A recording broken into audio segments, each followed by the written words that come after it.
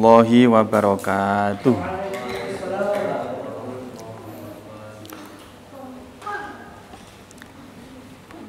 Bismillahirrahmanirrahim. Alhamdulillahirabbil alamin wa bihi nasta'inu ala umuri dunya waddin.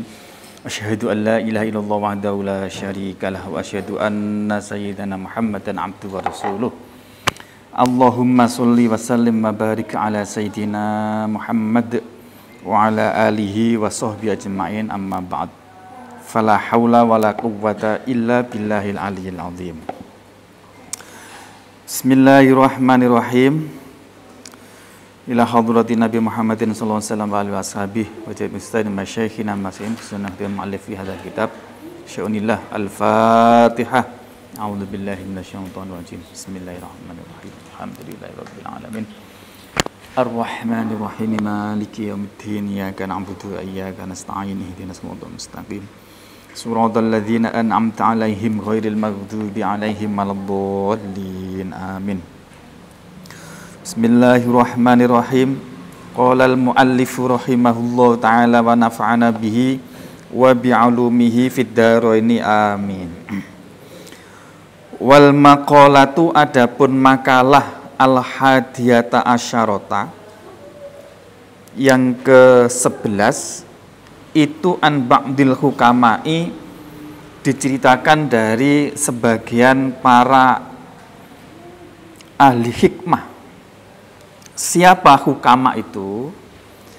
Ay al-auliyai, maksudnya adalah para wali. Ahli hikmah itu orang yang bijaksana, mengambil sesuatu keputusan itu pas, benar dalam ucapan dan benar dalam tindakan, dan itu biasanya dimiliki oleh para wali. Dawe ngene, la tahkiru adzunuba aswigoro, atau la tuhakkiru, hakkoro yuhakkiru tahkiron.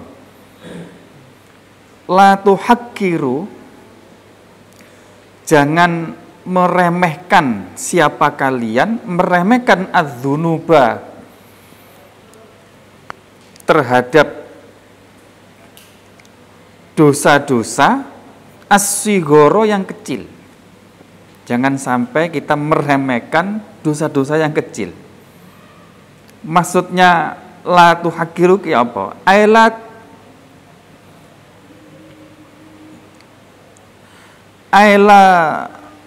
ta'iddu, ada ya'uddu, aila ta'uddu, maksudnya jangan menganggap siapa engkau terhadap dosa-dosa itu, menganggap sigoron kecil.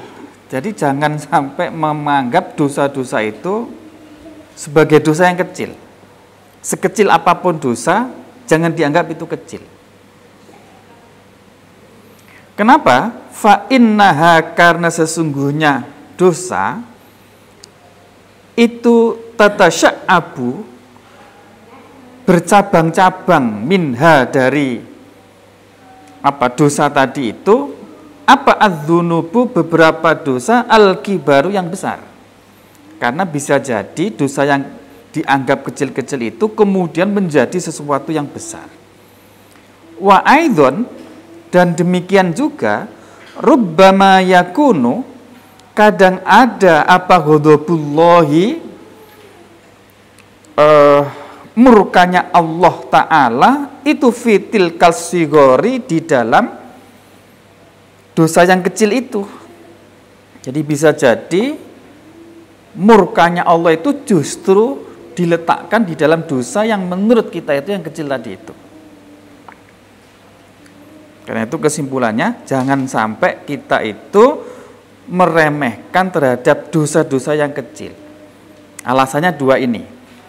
Karena bisa jadi dosa-dosa kecil itu kemudian menjadi memberentek menjadi dosa besar. Yang kedua, bisa jadi murkanya Allah itu berada di balik dosa yang kecil itu. Jadi gampangnya begini ya. Kayak kita manusia normal begini nih ya. Kadang kita itu bisa tersulut marah kita yang besar gara-gara masalah kecil. Bisa enggak? Bisa enggak? Sebaliknya kadang-kadang bisa itu terjadi, sebetulnya masalah besar, tapi kita anggap enteng kemudian tidak menimbulkan marah.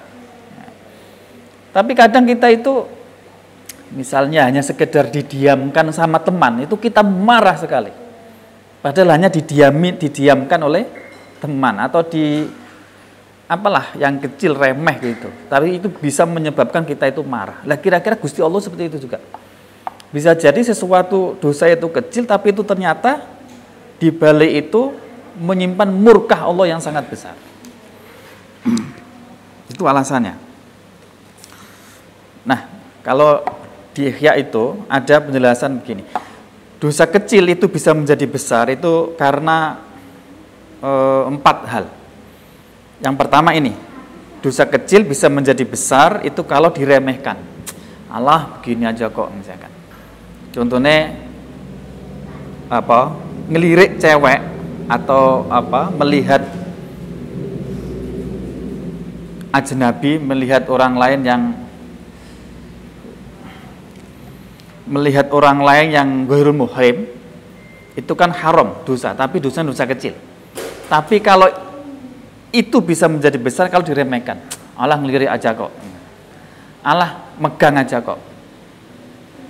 Satu, diremehkan. Yang kedua, dosa kecil menjadi besar kalau diulang-ulang. Yang ketiga, dosa kecil menjadi besar kalau itu ditampakkan kepada orang lain atau dibangga-banggakan. Wah, saya tadi begini. Jadi melakukan dosa tapi dibangga-banggakan atau ditampakkan, sehingga memicu orang lain untuk berani meniru. Yang keempat, dosa kecil menjadi besar itu kalau dosa itu ketika melakukannya disertai dengan rasa nyaman, rasa aman dari dari makrillah. Makrillah itu tipu daya Allah. Jadi kadang Allah itu sengaja membiarkan seseorang melakukan dosa, tidak disiksa, tidak diingatkan, biar orang itu semakin terjerumus dalam dosa. Itu makrillah namanya. Nah, bisa jadi seperti itu. Nah, kalau orang merasa aman dari itu, nah itu dosa itu bisa kecil bisa menjadi besar. Yes. Intinya hati-hati. Bismillahirrahmanirrahim. Wal maqalatu, adapun makalah ats-tsaniyata asyara yang ke berapa? 12 itu anin nabiyyi, diceritakan dari kanjeng Nabi sallallahu alaihi wasallam. Sholla, semoga memberi rahmat siapa Allah memberi rahmat alaihi kepada kanjeng Nabi, wasallama, dan memberikan tambahnya keselamatan siapa Allah. Dawuhnya Gusti Allah begini, la sohirota ma'al isror. La sohirota, tidak ada dosa kecil itu maujud ma'al isrori, yang disertai dengan terus menerus. Isror itu terus menerus, diulang terus, itu namanya isror. Jadi tidak ada dosa kecil kalau dosa itu diulang-ulang. Ya, sama dengan sedikit demi sedikit, lama-lama menjadi bukit, begitu. Kenapa? Fa'innaha, karena sesungguhnya soghiro, dosa kecil, bil muwadobati, dengan sebab terus menerus melanggengkan, alaiha, terhadap dosa kecil itu, takdumu, menjadi besar soghiro. Karena itu fatasiru, maka menjadi soghiro, menjadi itu kabirotan, dosa yang besar. Wa aidon, dan demikian juga, innaha, sesungguhnya soghiro, dosa kecil, ala azmistidamatiha, karena sengaja melanggengkan dosa kecil, itu tasiru akan menjadi apa sohiro, dosa kecil, menjadi itu kabirotan, menjadi dosa besar. Kenapa? Karena fa inna niyatal mar'i, karena sesungguhnya niatnya seseorang fil ma'aswi, di dalam maksiat, itu kanat ada apa niyatul mar'i, ada itu maksiatan juga maksiat, maksiatan maksiat. Holil,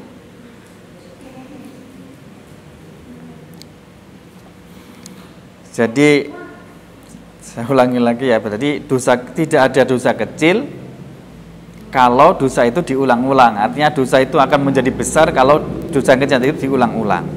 Alasannya ini karena al-muwadzabah 'alaiha tu'azzimu. Jadi kalau diulang-ulang terus, maka sedikit demi sedikit lama-lama menjadi bukit. Itu satu. Yang kedua, annaha al-azmi damatiyah tasiru kabun. Adanya niat mengulangi saja itu sudah dosa. Jadi niat untuk melakukan dosa itu sudah dosa.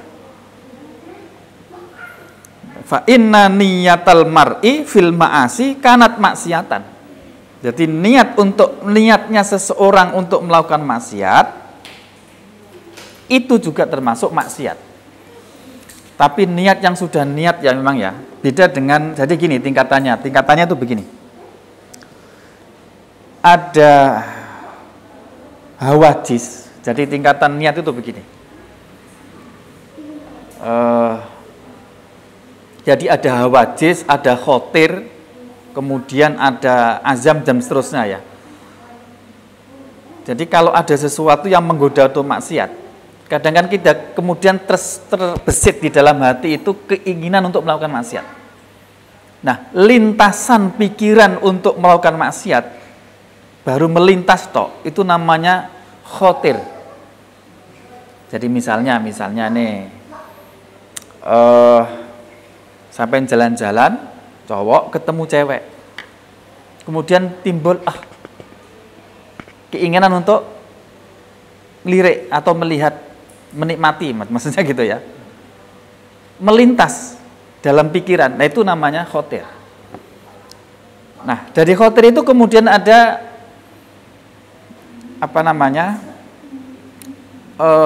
hadisun nafsi, pembicaraan di dalam hati, ada kerentek di dalam hati. Nah setelah ada kerentek dalam hati, kemudian muncul keinginan untuk melakukan maksiat. Oh kalau begitu nanti saya akan begini-begini. Jadi kalau sudah ngerancang sesuatu untuk melakukan maksiat, itu sudah namanya azam. Kalau itu kuat, kemudian sudah mulai untuk mau melakukan, sudah namanya niat. Nah, yang disiksa oleh Allah itu niat tadi itu. Kalau masih dalam lintasan dalam jiwa atau dalam hati, masih berupa keinginan saja yang hanya melintas ya, belum kuat keinginan itu untuk mau dilakukan, itu belum ada siksanya, artinya belum ada maksiatnya. Mafhum ini ya? Bisa nggak kira-kira ya sampai nangan-nangan sendiri kalau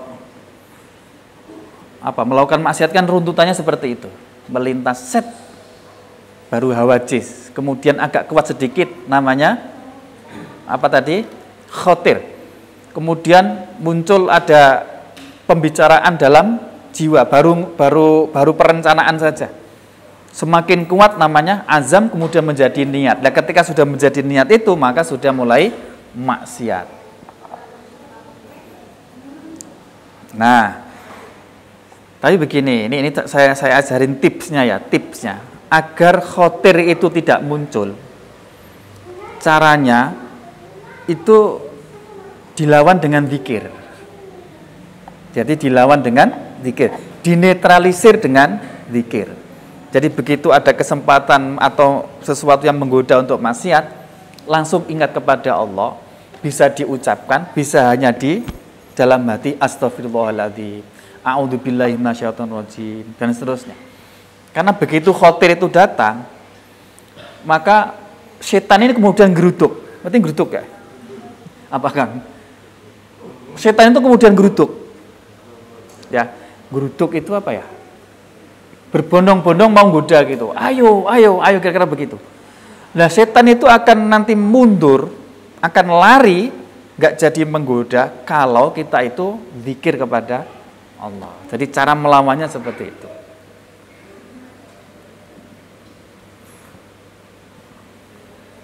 Jadi yang dimaksud fa inna niyatal mar'i fil ma'asi kanat maksiatan, itu kalau sudah niat tadi itu.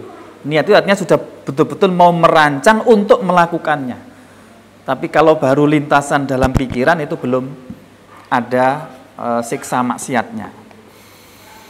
Oke. Bismillahirrahmanirrahim. Nafhum ya? Ada pertanyaan? Begitulah pokok caranya ya. Caranya menghindari maksiat itu zikir. Bismillahirrahmanirrahim. Wala kabirota ma'al istighfari. Wala kabirota, dan tidak ada dosa besar itu maujud ma'al istighfari, yang disertai dengan istighfar. Maksudnya istighfar apa? Ayat taubati, maksudnya adalah disertai dengan taubat. Bisyurutiha, dengan beberapa syaratnya taubat. Bisyurutiha, dengan beberapa syaratnya taubat. Kenapa? Fa innat taubata, karena sesungguhnya taubat itu tamhu, bisa melebur, bisa menghapus apa taubat, menghapus atharul khotiati, terhadap pengaruhnya kesalahan, yaitu berupa dosa. Wa ingkanat, sekalipun ada apa khoti'ah, itu kabirotan, yang besar. Tobat itu bisa menghapuskan apa pengaruh dari sebuah kesalahan, sekalipun kesalahan atau dosa itu besar. Hanya saja tobat yang memenuhi syarat. Apa syaratnya tobat? Syaratnya tobat itu ada 3. Yang pertama adalah an-nadem. Nadem itu merasa apa? Merasa getun. Getun itu apa kan? Getun itu menyesal. Menyesal. Dan menyesal ini adalah inti dari tobat sebetulnya. Inti dari tobat itu adalah merasa menyesal. Nah, bukti bahwa dia itu menyesalnya serius, sungguh-sungguh, maka muncul syarat yang kedua. Apa itu? Dia waktu itu juga menghentikan kemaksiatan yang sedang dilakukan. Jadi langsung menghentikan kemaksiatan yang dilakukan. Maka syarat yang kedua apa? Menghilangkan maksiat yang dilakukan. Yang ketiga, bukti bahwa menyesalnya itu serius, dia berjanji kepada dirinya sendiri untuk tidak akan melakukan lagi dosa yang serupa. Nah, 3 ini kalau ada di dalam diri kita ketika melakukan dosa, itu berarti tobat yang serius. Tobat serius namanya taubatan nasuhah. Ini syaratnya tobat itu. Hanya saja 3 ini itu kalau dosanya itu berhubungan langsung kepada Allah. Kalau dosa itu berhubungan dengan sesama manusia, tambah 1 syarat lagi. Apa? Istihlal. Istihlal itu minta halal. Minta halal itu macam-macam caranya. Ada yang dengan cukup minta maaf. Ada yang harus mengembalikan sesuatu kerugian yang dialami oleh orang yang disalahi, didolimi. Misalnya kalau mencuri ya harus dikembalikan dulu, kalau gasap ya harus dikembalikan dulu. Kalau apa lagi? Itu kalau urusan sama manusia itu seperti itu. 4 syaratnya ditambah dengan apa tadi? istihlal kepada orang yang didolimi. Selama orang yang didolimi belum memaafkan, belum menghalalkan, belum meridhoi, maka Allah pun tidak akan mau mengampuni. Ini yang dimaksud ayat taubah bisyurutiha, taubat yang memenuhi syaratnya. Bismillahirrahmanirrahim. Rawa meriwayatkan hadzal haditsa terhadap inilah hadis siapa? Ad-Dailamiyu, Imam Ad-Dailami, an Ibni Abbas dari Imam Ibnu Abbas, lakin bitaqdimil jumlati, tetapi dengan mendahulukan jumlah al-akhirati yang akhir, anil ula, mengakhirkan jumlah yang pertama. Jadi kalau riwayat Ad-Dailami itu yang didahulukan itu la kabirota ma'al isghori. Nah, baru kemudian menyebutkan wala sohirota ma'al isrori. Dibalik. Itu kalau versi riwayatnya Ad-Dailami. Bismillahirrahmanirrahim. Wal maqalatu, adapun makalah ats-tsalisatu asyar, yang ke 13, itu kila diucapkan apa hammul arifi as-sana'u. Hammul arifi, adapun apa tujuan orang yang makrifat kepada Allah itu as-sana'u, memuji kepada Allah. Maksudnya ay muradul arifi, maksudnya adapun keinginan orang yang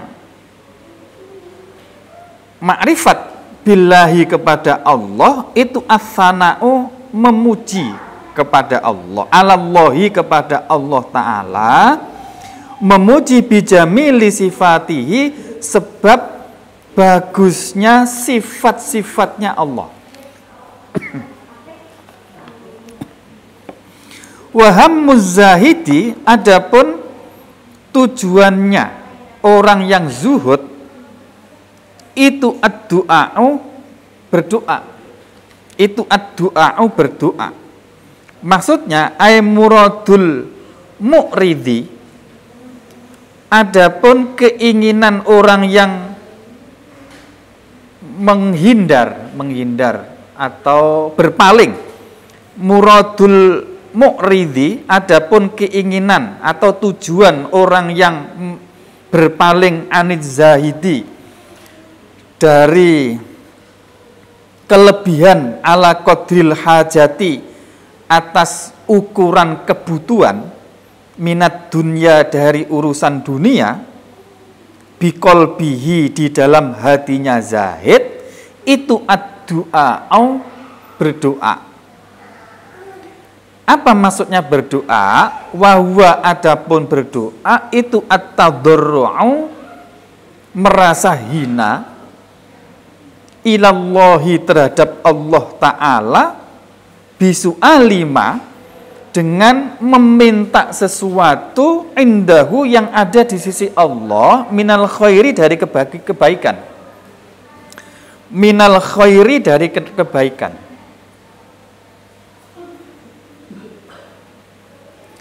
Kenapa? Li'anna hammal arifi, karena sesungguhnya tujuan orang yang makrifat kepada Allah itu rabbuhu, Tuhannya arif. Itu rabbuhu, Tuhannya arif. Lasawabu, tidak fahala, walal jannatu, dan tidak juga surga.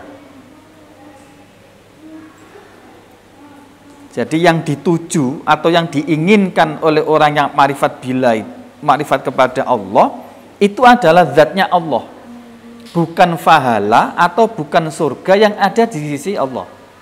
Nah, ini tingkatan sudah luar biasa. Nah, wahabbuz zahidi, adapun tujuannya orang yang zuhud itu nafsuhu, dirinya sendiri. Ai manfaatu nafsihi, maksudnya adalah kemanfaatan kepada dirinya sendiri, minats thawabi, yaitu berupa fahala, wal jannati, dan surga.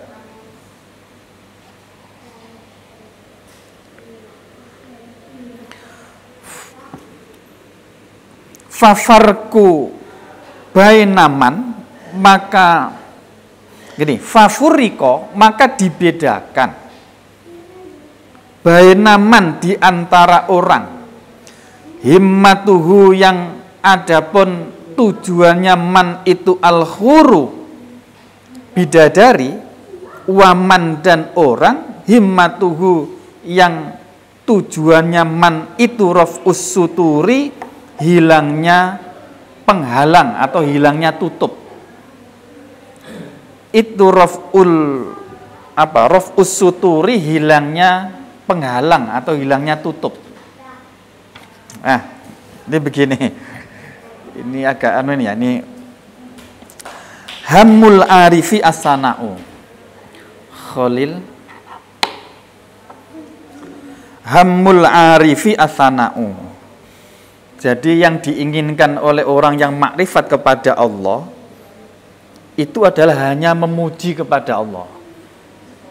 Jadi kalau orang makrifat itu beribadah, apapun yang dilakukan oleh orang yang makrifat, beribadah, mengabdi kepada Allah, melakukan taat, itu semuanya dilakukan semata-mata untuk memuji, berterima kasih kepada Allah, bukan yang lain. Kenapa? Li'anna hammal arif rabbahu.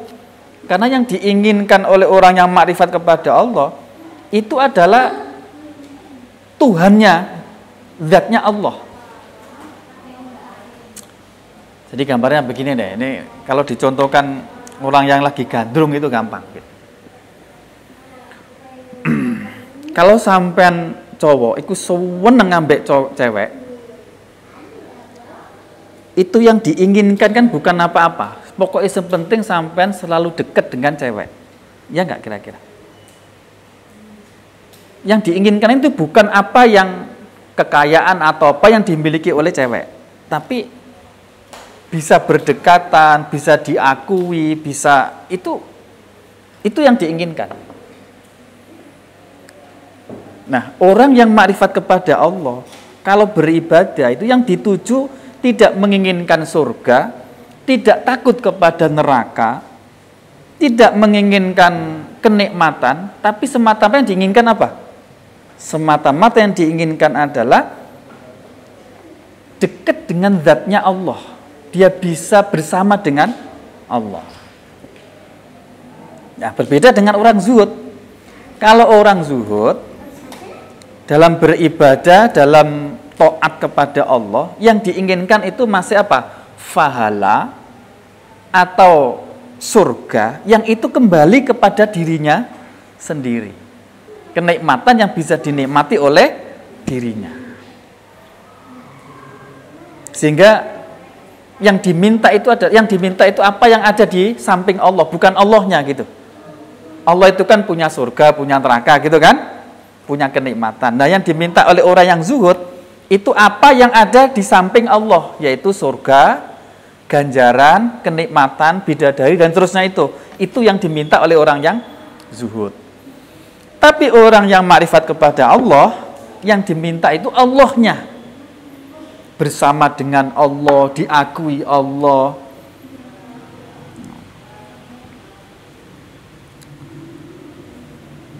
Ya, bisa dipahami ini ya.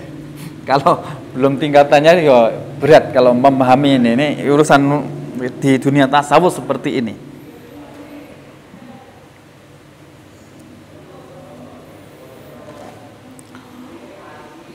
Jadi yang diminta oleh orang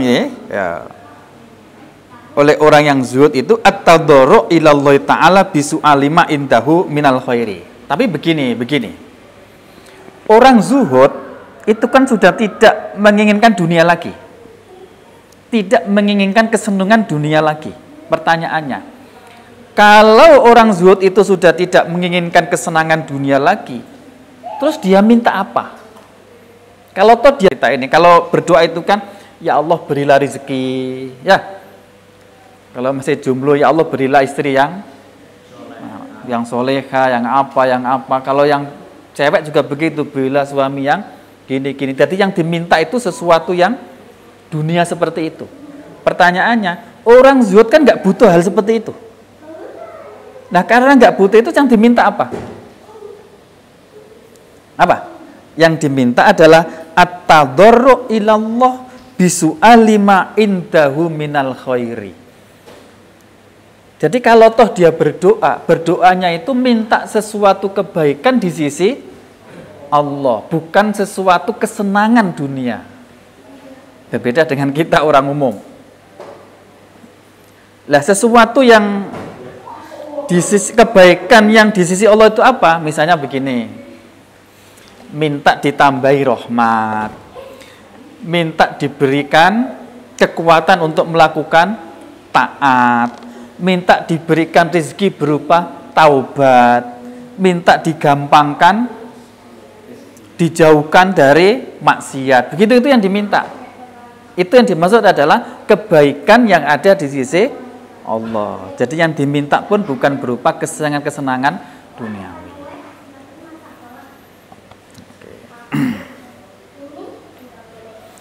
Oke. Sampai sini bisa diterima nggak ya? Ada pertanyaan nggak? Nah, ini bisa dipakai ngukur sendiri nih, bisa dipakai ngukur kita ya.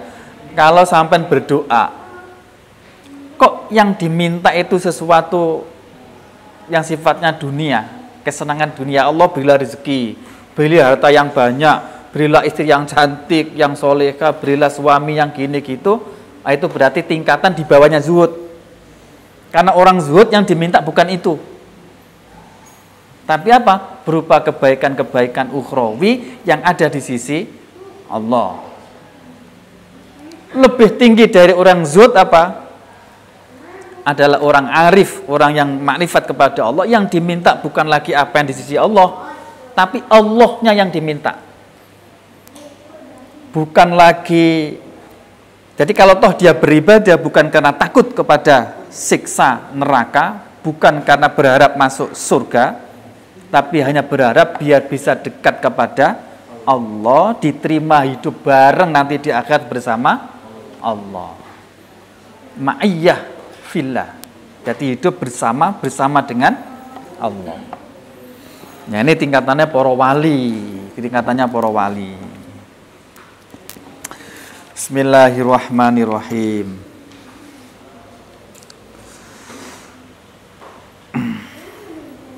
Oh, tadi ada lagi gini, himmatul khur ya. Nah, dengan demikian fafurriqo baina man himmatul khur wa man himmatur usutur. Dengan demikian ada terjadi perbedaan antara orang yang tujuan ibadahnya itu sekedar untuk mendapatkan bidadari di surga, khur, dan orang yang ibadahnya itu biar tersingkap dari tutup yang menghalangi memandang kepada Allah. Yang dimaksud sutur itu apa? Sutur itu adalah penghalang yang bisa menghalangi antara dia dengan Allah. Kenikmatan yang paling indah, paling nikmat di akhirat itu adalah bisa memandang langsung kepada Allah. Mafhum nggak ini? Nah, yang menghalangi itu berupa keinginan-keinginan yang duniawi. Nah, orang yang arif billah yang diinginkan itu langsung bisa melihat Allah, penghalang-penghalang ini dihilangkan. Nah, karena itu raf'us sutur, hilangnya penghalang yang menghalangi untuk bisa melihat berdekatan kepada Allah secara langsung.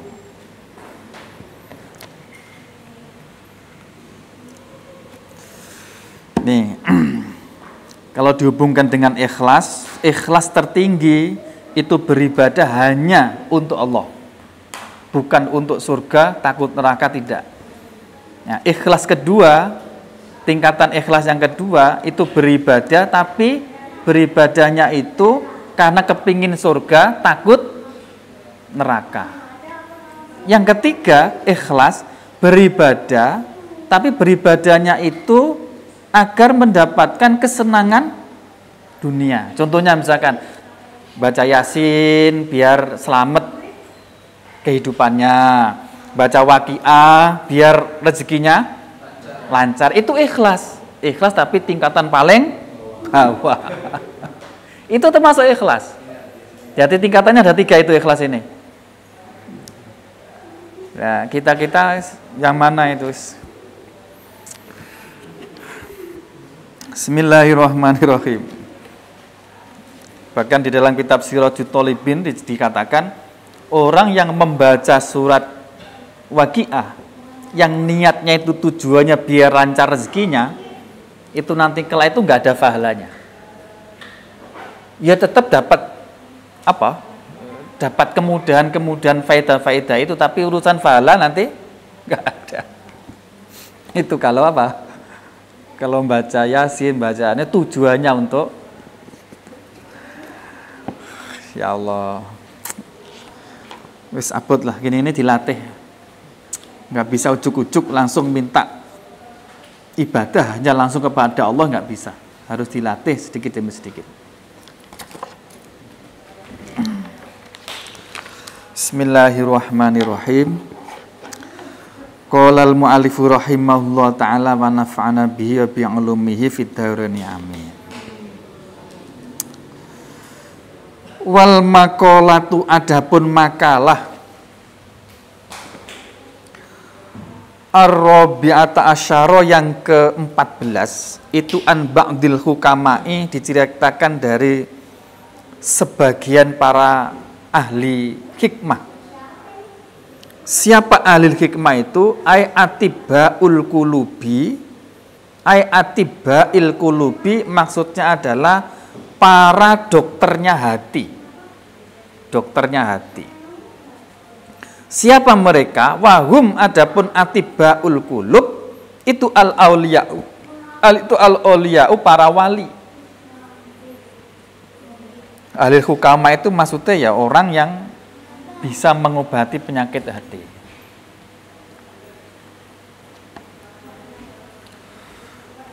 Lah yang dimaksud itu para wali. Kok bisa kan begini ya? Para wali kalau tingkatnya sudah mursyid. Sebelumnya pernah saya jelaskan itu ya. Kalau sudah tingkatan mursyid, itu kan bisa melihat hatinya orang, bisa merasakan perasaan orang. Nah, dengan bisa melihat itu, kemudian dia mempunyai siasat, mempunyai cara, strategi tertentu untuk memperbaiki penyakitnya hati orang lain. Itu disebut atibaul qulub. Jadi para wali seperti itu. Misalkan sampean sowan datang itu dibaca, oh orang ini begini-begini. Nah, kemudian diberi perlakuan tertentu untuk menghilangkan penyakit hati yang sampean bawa tadi itu. Halo? Ini hebatnya apa? Para wali sing dadi mursyid-mursyid begitu itu. Sehingga para wali disebut atibaul qulub. Dan cara ngobatinya macam-macam.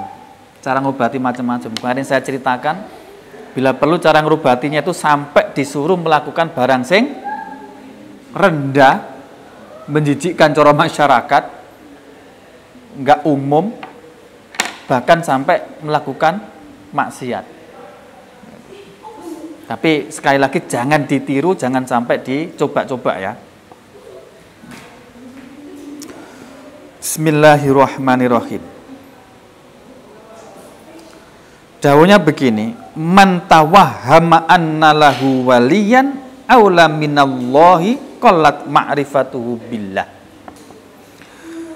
Man bermula barang siapa itu tawahhama, yang menduga siapa man, menduga annalahu sesungguhnya itu bagi seseorang waliyan memiliki penolong. aula yang lebih utama, aula yang lebih dekat minallahi kepada Allah Ta'ala, qallat maka sedikit apa ma'rifatuhu, ma'rifatnya man, ma'rifat billahi kepada Allah Subhanahu wa Ta'ala. Barang siapa yang menduga bahwa dia memiliki orang yang bisa menolong melebihi Allah, maka orang itu berarti tidak memiliki makrifat, tidak memiliki pengetahuan tentang Allah, jauh dari Allah. Apa maknanya? Wal makna, adapun maknanya,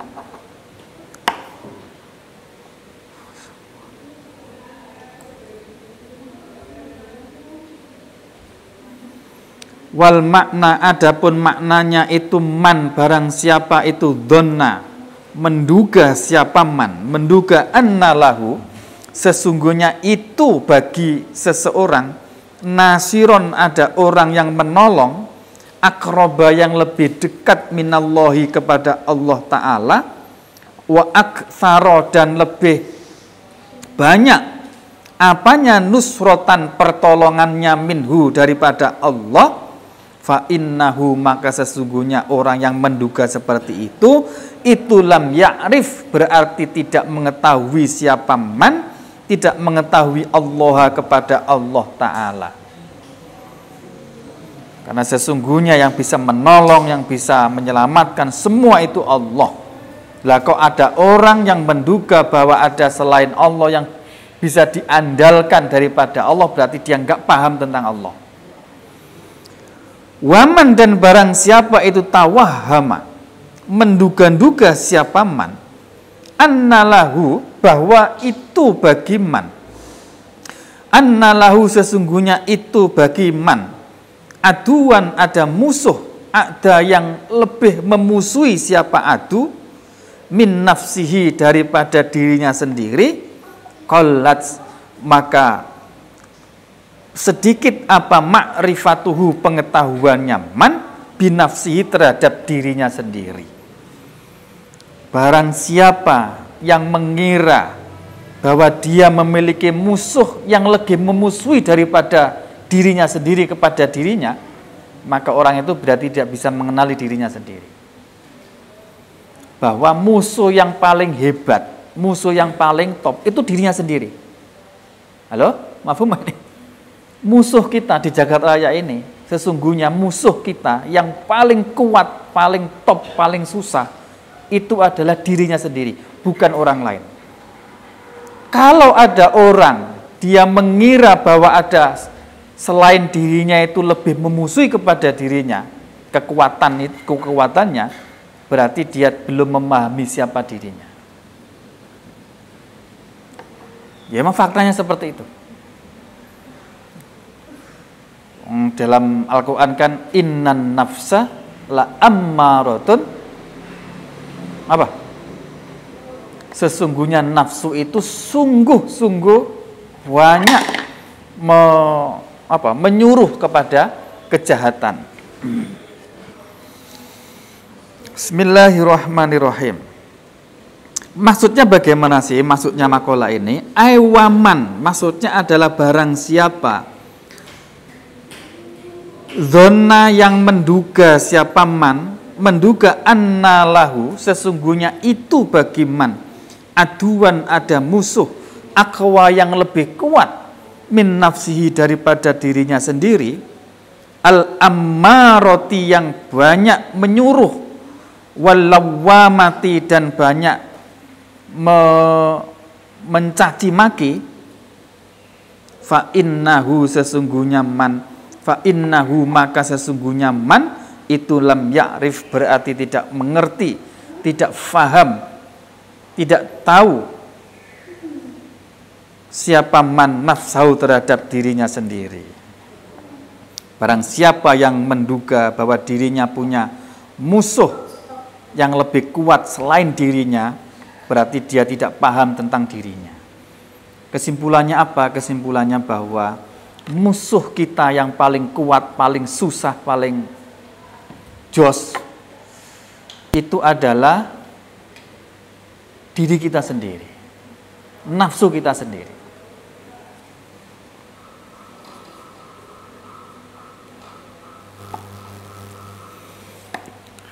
Kenapa ya? Karena ya apa ya?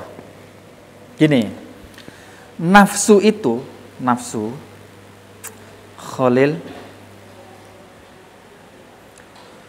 nafsu itu satu sisi kita itu butuh nafsu untuk bertahan hidup. Tapi satu sisi nafsu itulah yang memusuhi kepada kita. Ini kan wangel ngene iki. Musuh paling susah itu kan musuh dalam selimut. Halo? Musuh yang paling susah untuk dibasmi itu adalah musuh dalam selimut. Dan itu wujudnya di dunia adalah diri kita sendiri. Kita butuh nafsu untuk bertahan hidup. Nafsu makan, nafsu menikah, nafsu terkenal. Itu kan kita butuh itu dalam faktanya di dunia. Betul nggak nih?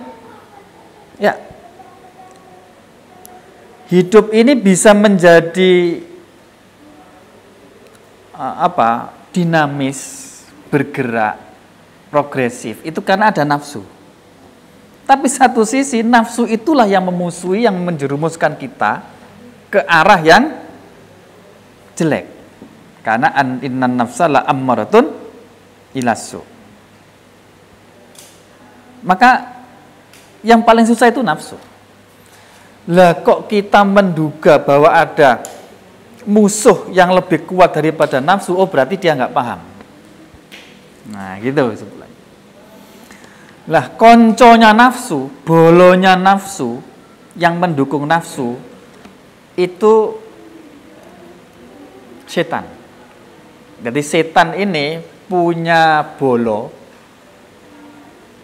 yang berupa nafsu. Mafhumnya apa? Kalau kita itu bisa mengendalikan nafsu, menghilangkan keinginan-keinginan duniawi nafsu, maka setan itu tidak punya kesempatan untuk menggoda diri kita, karena nggak ada bolonya.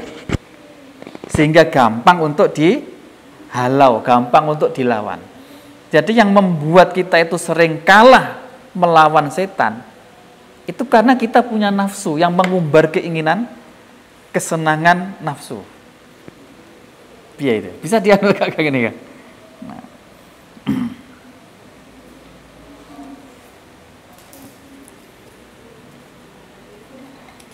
Sampai-sampai zikir kita,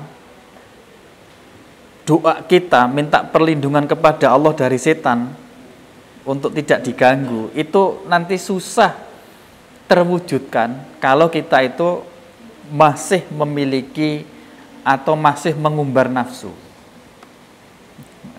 Seingat saya sudah pernah menjelaskan ya, nafsu itu ibarat apa? Makanan. Jadi gini, setan itu ibarat anjing yang mengganggu kepada kita.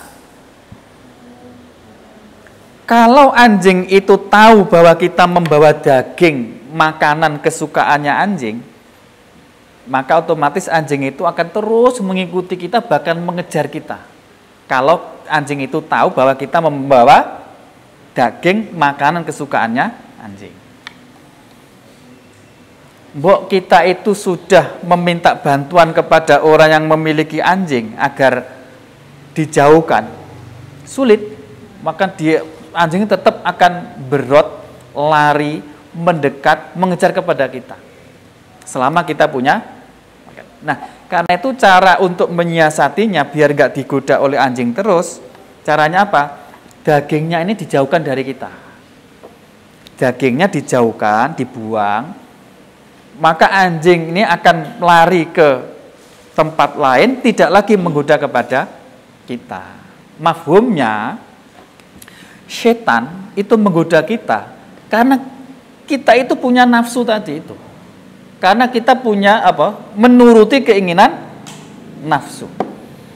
Kalau keinginan nafsu itu kita hilangkan, kita kendalikan, maka setan ini sudah tidak punya keinginan untuk menggoda kepada, bukan punya keinginan, tidak ada kesempatan lagi untuk menggoda kepada kita, nggak ada jalan lagi gitu.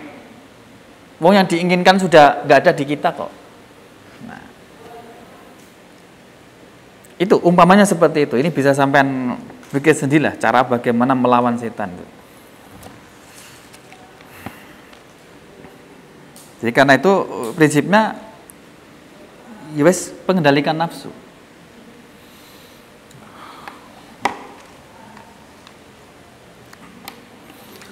Bismillahirrahmanirrahim. Qala al-muallifu rahimahullah ta'ala wa nafa'ana bihi wa bi'ulumihi fid dharain amin.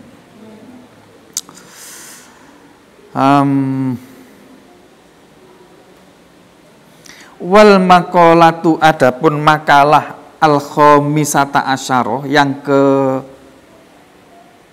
15 itu an Abi Bakrin, diceritakan dari sahabat Abu Bakar As-Siddiq yang banyak benernya atau yang banyak membenarkan.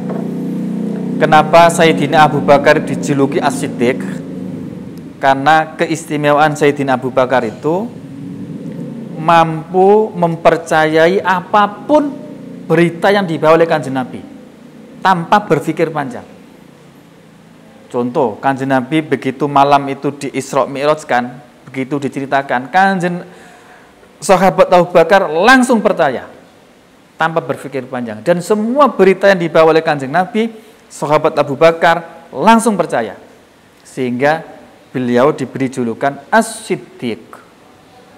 Ceritanya begitu. Radhiya, semoga meridhoi siapa Allahu Ta'ala anhu kepada Abu Bakar. Fi qoulihi ta'ala, tentang firman Allah Ta'ala. Dari sahabat Abu Bakar menafsiri tentang ayat ini. Zuharul fasadu fil barri wal bahri bima kasabat aydin nas. Zuharo, telah tampak apa al-fasadu, kerusakan, fil barri, di atas bumi, wal bahri, dan di dalam lautan. Bima kasabat aydin nas, sebab perilakunya tangan manusia. Nah, tentang ayat ini sahabat Abu Bakar qala, bersabda siapa sahabat Abu Bakar, ai Abu Bakrin, maksudnya adalah Abu Bakar, fi tafsiri dzalika, tentang tafsirnya demikian ayat Zuharul fasadu fil barri wal bahri. Tafsirnya begini, al baru, adapun maknanya lafal baru, daratan, itu huwal lisanu, lisan, lidah, ucapan. Wal bahru, adapun maknanya lafal al bahru, lautan, itu huwal kolbu, hati. Fa'idha fasada, maka apabila telah rusak apa al-lisanu, lisan, ucapan, rusaknya bagaimana? Bisabi, dengan mencaci maki, masalan umpamanya, bakat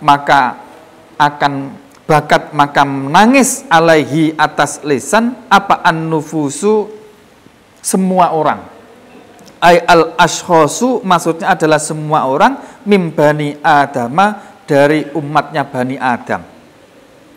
La fa idza fasada, maka apabila rusak apa al-qalbu, hati, rusaknya itu birriya, sebab riya, masalan umpamanya, bakat maka nangis alaihi, karena rusaknya hati tadi itu, siapa al-malaikatu, para malaikat. Ini tafsirannya Sayyidina Abu Bakar. Kila, diucapkan atau ditanyakan, apa al-hikmatu fi, kila diucapkan, apa al-hikmatu, adapun hikmah, fi annal lisana, di dalam bahwa sesungguhnya lisan itu wahidun, satu, itu tambihun, mengingatkan lil abdi, kepada seorang hamba, mengingatkan fi annahu, di dalam bahwa sesungguhnya abd, hamba, itulah yang bagi, tidak seyogyanya apa ayyatakallama, hendaknya berbicara siapa abd, illa fima, kecuali di dalam perkara, yuhimmu, yang yuhimmu yang mementingkan siapa manhu terhadap ma, wa fi khairin dan di dalam hal kebaikan, wa fi khairin dan di dalam hal kebaikan. Diucapkan begini, apa sih hikmahnya mengapa manusia itu dijadikan memiliki satu mulut? Kenapa kok Allah itu menjadikan kita satu mulut, satu lisan? Ini mengingatkan kepada kita bahwa tidak seyogyanya kita itu ngomong kecuali dua hal. Kecuali satu, omongan itu penting. Yang kedua, fi khairin, tentang kebaikan. Jadi kalau tidak penting dan tidak baik, sebaiknya diam. Ukurannya dua, penting dan baik. Baik saja, kalau nggak penting, sebaiknya diam. Penting saja, tapi nggak baik, sebaiknya diam. Jadi kita itu diperkenankan sebaiknya ngomong, ukurannya dua ini. Pastikan apa yang keluar dari mulut itu penting dan baik. Baik tentu ukurannya adalah syariat. Penting itu ukurannya adalah kemanfaatan terhadap orang lain dan diri sendiri. Bisa dipraktekkan gak ini ya? Karena itu ada cerita ya, kan sahabat Abu Bakar itu setiap pagi itu ngemut kerikil. Kalau kita mungkin permen ya. Tujuannya apa? Tujuannya untuk mengendalikan lisan ini biar tidak ngomong. Jadi kalau mau bicara, kerikilnya itu diambil baru ngomong. Selesai ngomong, kerikilnya dimut lagi. Tujuannya apa? Agar lisannya apa? Terkendali, tidak gampang ngomong. Ya ini bisa nggak kira-kira? Ya Allah, ya anulah, ditirulah. Kemana-mana ngemut permen, biar nggak iso ngomong. Kalau kita mungkin permen ya, kalau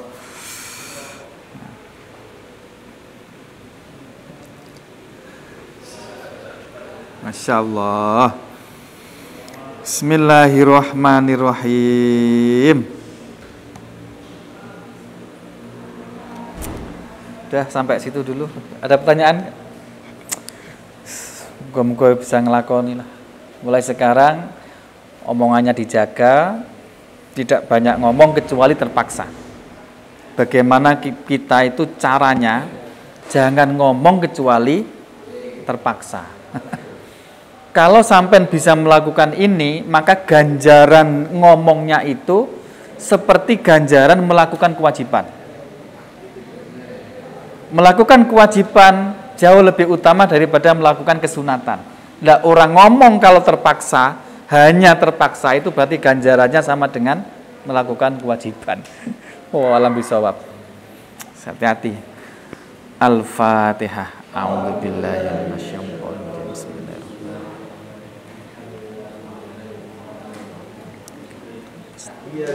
Bismillahirrahmanirrahim. Akhirul kalam, wallahul muwaffiq ila aqwamit thoriq. Wassalamualaikum warahmatullahi wabarakatuh.